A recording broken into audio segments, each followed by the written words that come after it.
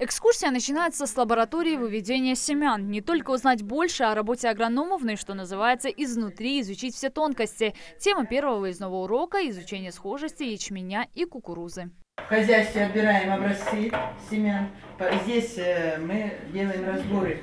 Делаем разбор на чистоту, на влажность, массу тысяч семян определяем и высеваем на всхожесть. От теории сразу к практике. Школьникам предлагают самим определить энергию прорастания семян. Из лабораторной клумбы вытаскивают поочередно посаженные семена. Они все пустили их корни, что говорит о стопроцентной совместимости. Сорт дал хорошие плоды.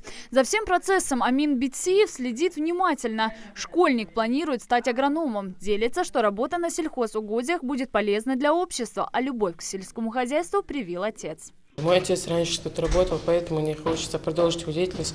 В общем, мне интересно выращивание растений, следение за жизнеспособностью. И в общем, мне по душе эта работа. Но на этом урок не заканчивается. Впереди еще 4 этапа отбора семян. На ознакомительной экскурсии показывают, как работает испытательная лаборатория, какие методы используют специалисты Россельхозцентра, чтобы вывести качественные семена. Знакомят школьников с такими инструментами, как мельница, инфраскан, сушительные шкафы и пурка.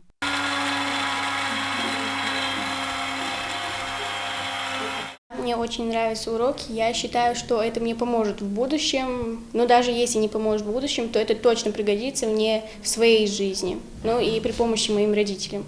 Экскурсовод Татьяна Цукумова уже 26 лет работает в ингушском филиале Россельхозцентра. Как человек, любящий свою работу, Татьяна старается до каждого донести важность таких познаний. В дальнейшем, кто его знает, как жизнь сложится. Может, они одну профессию выберут, а придется, может, в сельском хозяйстве работать. Может, станут фермерами. Там очень пригодится им. Начиная с 2019 года, в принципе, у нас было очень много практических занятий, когда ребята сами высаживали что-то с помощью наших специалистов. Единственный момент, в 2020 году из-за пандемии, соответственно, когда образовательный процесс проходил в режиме онлайн, тогда у нас был перерыв. А так практически каждый месяц мы с ними встречаемся, проводим это либо лекции, либо практические занятия, то есть когда сами что-то высаживаем.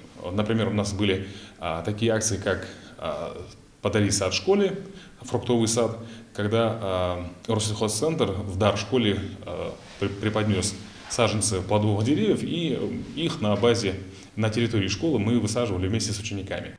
Экскурсия завершается, но не агроуроки. Скоро весна, а с ней для школьников начнутся и практические занятия по высаживанию яровых культур. Далия Сканова, Адам Гулоев, Магомед Дидигов, Исмаил Муцольгов. Новости 24.